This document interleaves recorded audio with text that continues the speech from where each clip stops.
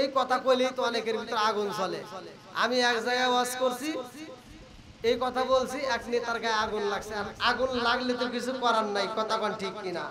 ও তুমি চিন্তা তাকতে এক মুঠো ভাত দাও উনি মা বাবার মুখে, মরলে খাওয়াও পাড়ার লোক ডেকে মন মাগান, মরলে খাওয়াও পাড়ার লোক ডেকে, আসে না নাই? আমার তো কথা কওয়া লাগবে ভাই, আছে? দেখবেন অনেক সন্তান আছে বাপ মা বাচ্চা থাকতে ভাত দেয় না, কাপড় দেয় না, মরে গেলে সারা গ্রামের মানুষকে দাওয়াত দিয়ে গরু জবাই করে খাওয়ায়। দেওয়ার পরে আমার বাবার চক্ষুটা ভালো হয়েছে, কিন্তু আমার বাবার এই চোখের ভিতরে আবার খেজুর গাছের কাঁটা লাগাচ্ছে, কিন্তু চোখ নষ্ট হচ্ছে না। আমার নবী কয় খেজুর গাছের কাঁটা কেন? লোহা দিয়ে যদি ওই চোখের ভিতরে আঘাত করে তারপরেও নষ্ট হবে না। সুবহানাল্লাহ। তাহলে নবীর দাম আছে না নাই?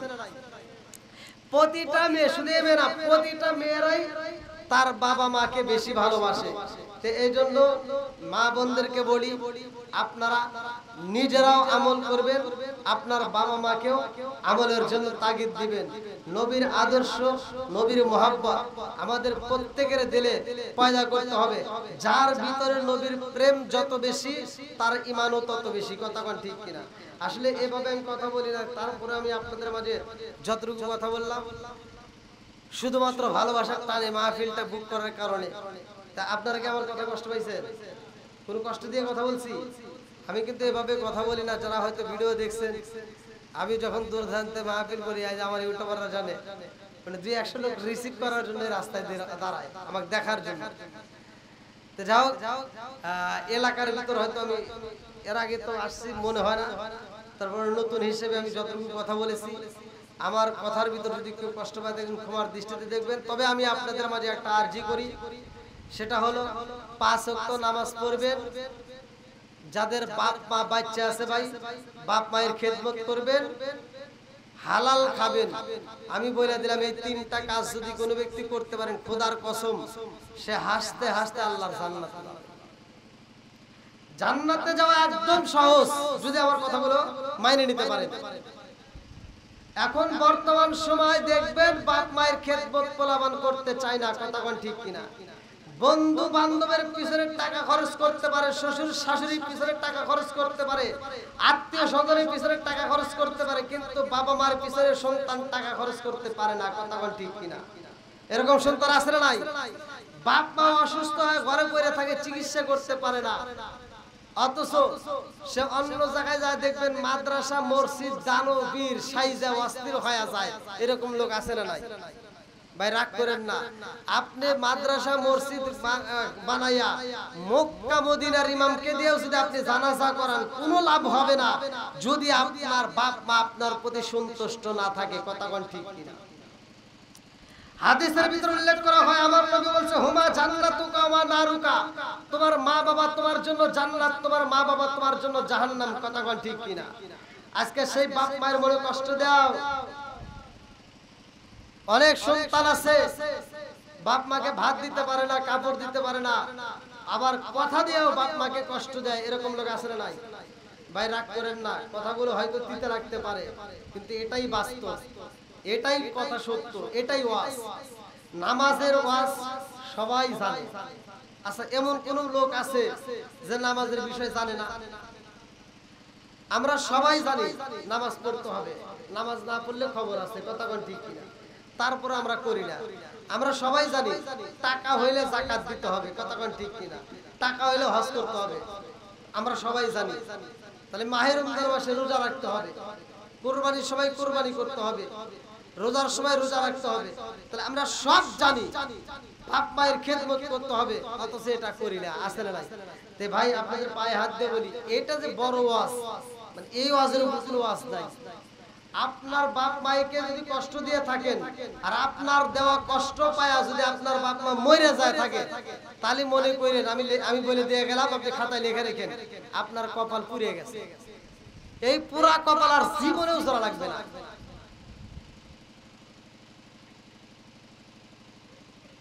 এখন আমি আপনাদের মাঝে একটা ছোট্ট একটা পরীক্ষা দিচ্ছি, আপনারা নিজেরা যাচাই করবেন। এখানে যারা বিয়ে করছেন আপনারা বলবেন, সত্য কথা বলবেন। আপনার লাইফে বিয়ের পরে আপনার বইয়ের যে পোশাক দিবেন ওই দামের পোশাক কি আপনার মায়ের দিবেন আপনি? মানে সত্য কথা বলেন, সত্য কথা বললে তার কোনো ভয় নাই নাকি? আছেন এমন কেউ আছেন? একজন নাই। দেখেন আপনার বউরে আপনি যে দামে পোশাক দিবেন ওই দামি পোশাক কিন্তু মায়েরে কেউ দেয় নাই। কথা কোন ঠিক কিনা? না কথা খারাপ করতেছি? কথাটা শুনতে খারাপ কিন্তু এটাই বাস্তব। পৃথিবীর বুকে সবচাইতে কম দামি মার্কেট করা হয় বাপের জন্য। আপনি দেখেন আপনার শ্বশুর শাশুড়ির যে মার্কেট দেন সেটাও হয় দামি। কথা কোন ঠিক কিনা? তারপরেও তাদের মন পাওয়া যায় না। আপনি 2000 টাকা দিয়ে শাড়ি এনে বউরে দিবেন, ঈদের সামনে এনে বউরে গিফট করবেন যে এই যে তোমার জন্য একটা 2000 টাকা দামের জনি প্রিন্ট শাড়ি আনলাম। বউটা হাতে নিয়ে মনে মনে করবো আমার থেকে গোপনে কিনছে, যদিও 2000 কয় আমার মনে হয় এটা আরো কম। কথা কন না কেন? মানে ওর মন পাওয়া যাবে না। আর আপনি 450 টাকা দিয়ে একটা কাপড় এনে যদি আপনার মায়ের হাতে তুলে দেন যে মা তোমার জন্য একটা কাপড় আনলাম, দেখবেন বউরে দিবেন 2000 টাকা দামের, শাশুড়ি দিবেন আপনি 1200 টাকা দামের, কেউ কোনো কথা বলে নাই। এক একজনের মনের ভিতরে এক একটা কল্পনা না জানি কম দামি, কিন্তু মায়ের 450 টাকা দামের একটা কাপড় দিবেন, মা কাপড়টা হাতে নিয়ে কয় বাবা এত টাকা নষ্ট করছিস কেন, এত টাকা খরচ করছিস কেন, আমার তো কাপড় আছে না হলেই চলতো, তোমার জন্য একটা ভালো পোশাক নাও। কথা কোন ঠিক কিনা? না কথা বানা করতেছি? এই কথা কইলেই তো অনেকের ভিতরে আগুন চলে। আমি এক জায়গায় ওয়াজ করছি, এই কথা বলছি, এক নেতার গায়ে আগুন লাগছে। আর আগুন লাগলে তো কিছু করার নাই। কথা কোন ঠিক কিনা? ও তুমি চিন্তা তাকতে এক মুঠো ভাত দাও উনি মা বাবার মুখে, মরলে খাওয়াও পাড়ার লোক ডেকে মন মাগান, মরলে খাওয়াও পাড়ার লোক ডেকে। আছে না নাই? আমার তো কথা কওয়া লাগবে ভাই। আছে? দেখবেন অনেক সন্তান আছে বাপ মা বাচ্চা থাকতে ভাত দেয় না, কাপড় দেয় না, মরে গেলে সারা গ্রামের মানুষকে দাওয়াত দিয়ে গরু জবাই করে খাওয়ায়। কথা কন না কে? আছে না নাই? আমার কথা বাইতিতে ভালো করে শুনে নাও। আবার কিছু হুজুর আছে ওই বাড়ি যায় দেখবেন এইভাবে লম্বা দোয়া করে, আল্লাহ আমার আব্দুর রহিম ভাই গরু জবাই করে আমার খাওয়াইতেছে, আমার রহিম ভাই প্রতি বছর খালি এরকম করে গরু জবাই করে খাওয়াইবো, আমরা খামু আর খামু। আছে না নাই? কোন হুজুর প্রতিবাদ করে না, কোন হুজুরই না। দেখবেন তাল মিলা চইলা দোয়াটা কইরা খাওয়া দাওয়া কইরা গরুর গোশত খায়া 500 টাকা দিয়ে বাড়ছে। আছে না নাই? ওই হুজুরের উচিত ছিল এই মজলিসের ভিতরে ডাক দেয়া, এই আব্দুর রহিম ভাই এদিকে আসো, এত সুন্দর অনুষ্ঠান করছাও, তোমার বাপ মার জন্য গরু জবাই করে খাওয়াইতে চাও, আমরা জানতে চাই তোমার বাপ মা বাচ্চা থাকতে ভাত দিছাও নাকি কম? একটা সন্তানকে ধরে যদি শিক্ষা দেন বাকি সব ভালো হয়ে যাবে। কথা কোন ঠিক কিনা? আমরা উচিত কথা কেউ পেতে পারি না। আছে না নাই? কেউ নাই। তাহলে বাপ মা বাচ্চা থাকতে যেই সন্তান ভাত দেয় না, কাপড় দেয় না, মরে গেলে সারা গ্রামের মানুষকে গরু জবাই করে খাওয়ায়, আপনারা সত্য কথা বলবেন, একবারে মন থেকে বলেন। আমার বাড়ি তো সাজাদপুর থানায়, আমি তো দূরের মানুষ, আমি বলতে যে বুক ফলে যদি কোনো ফতোয়াদার লোক থাকে আমার সামনে দাঁড়ায় বলো, এমন কোন লোক এমন করে মুফতি ফতোয়া দিতে পারবে যেই সন্তান বাপ মা বাচ্চা থাকতে ভাত দেয় না, মরে গেলে সারা গ্রামের মানুষকে দাওয়াত দিয়ে খাওয়ায়, গরু জবাই করে উট জবাই করে খাওয়াইলে কোনো লাভ আছে? সত্য কথা বলেন। কোনো লাভই নাই ভাই, বিশ্বাস করেন কোনো লাভ নাই। হ্যাঁ লাভ হবে ওই সন্তানের যেই সন্তানটা বাপ মা বাচ্চা থাকতে ভাত দিছে, কাপড় দিছে, ভালোবাসা দিছে।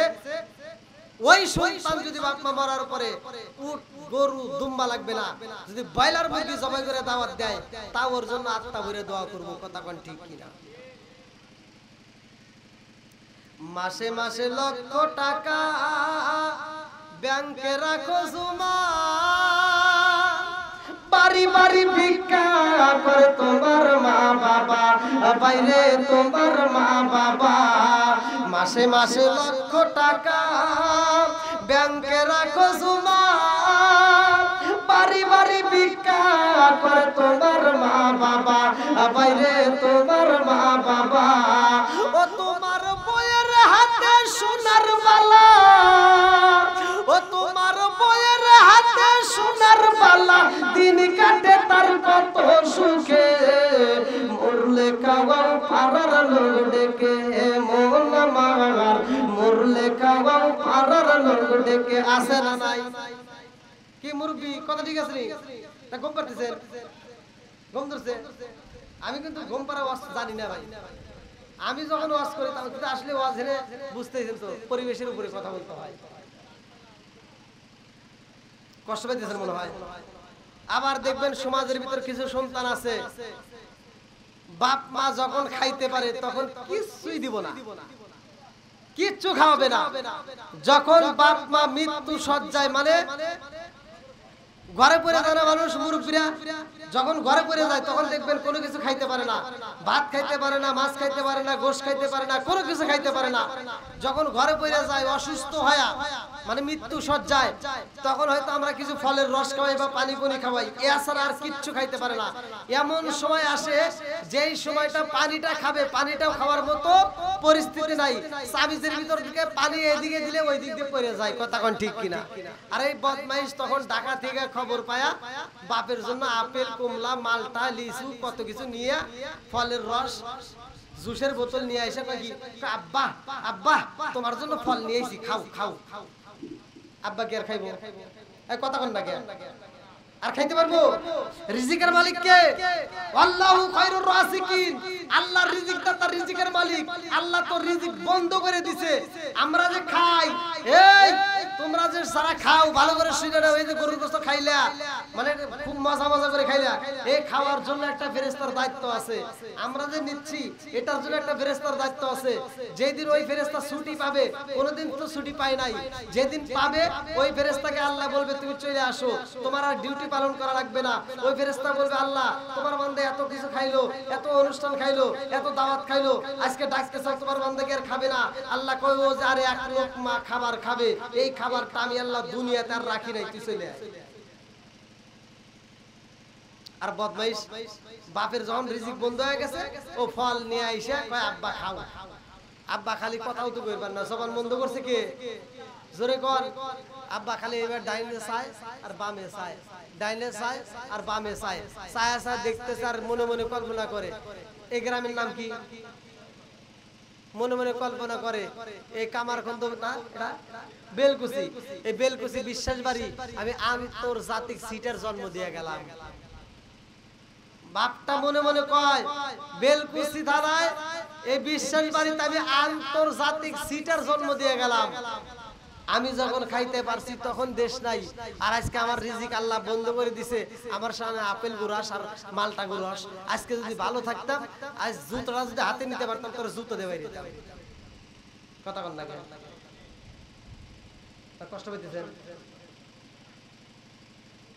রাগ করেন না ভাই।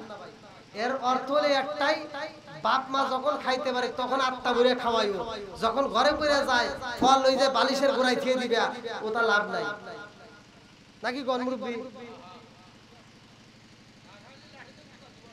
হ্যাঁ, যতটুকু কথা বলছি আপনারা কি কষ্ট পাইছেন?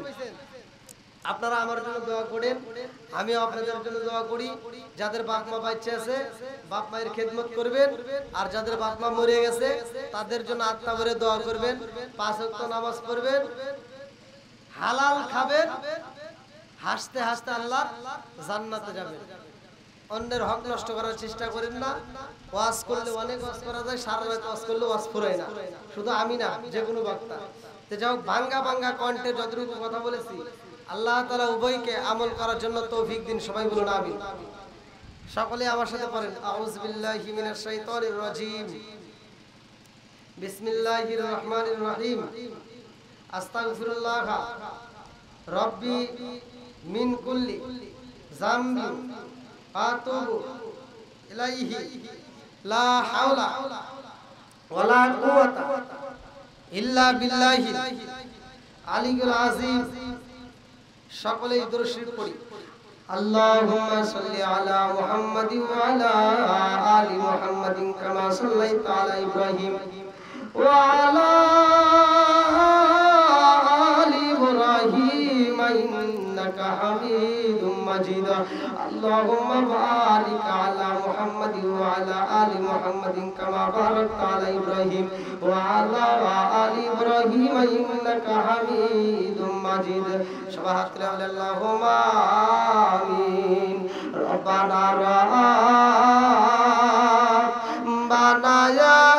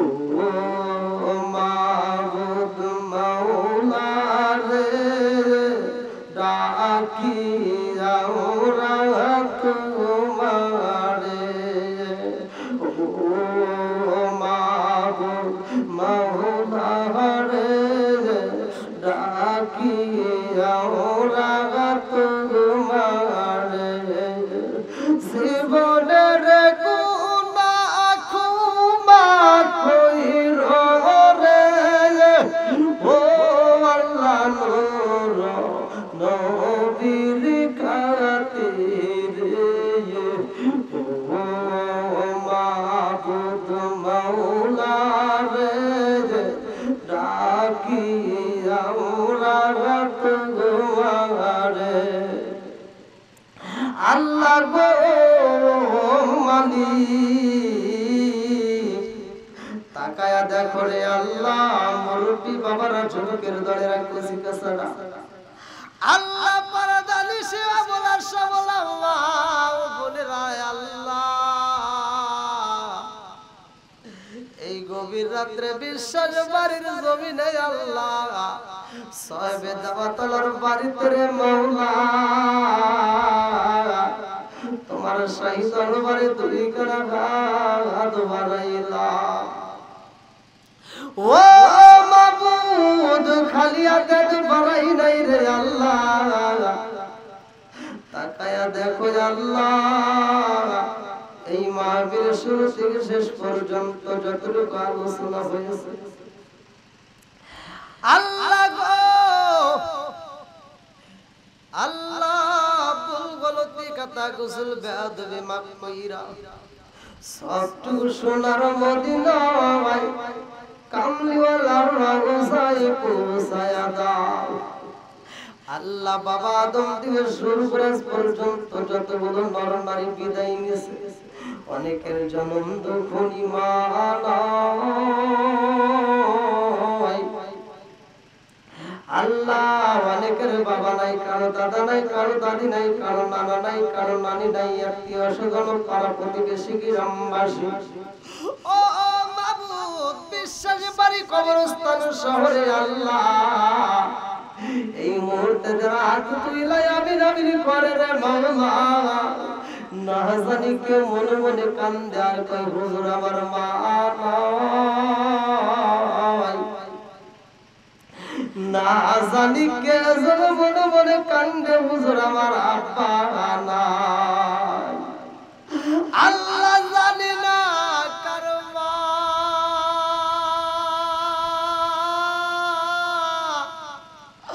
কবরের ভিতরে কান্দে আর কই বেটা রে একটু দোয়া কবরের আযাব আমি সইতে পারি না। আল্লাহ না জানি কার মা কান্দে আর কই বেটা রে ও বেটা, তোদের কাছে একটা শাড়ির আবদার করি না রে বেটা, তোদের কাছে এক প্লেট ভাতের আবদার করি না রে বাবা, একটু দোয়া কবরের আযাব আমি সইতে পারি না। মাও কান্দে বাবা কান্দে, আল্লাহ কবরে শুইয়া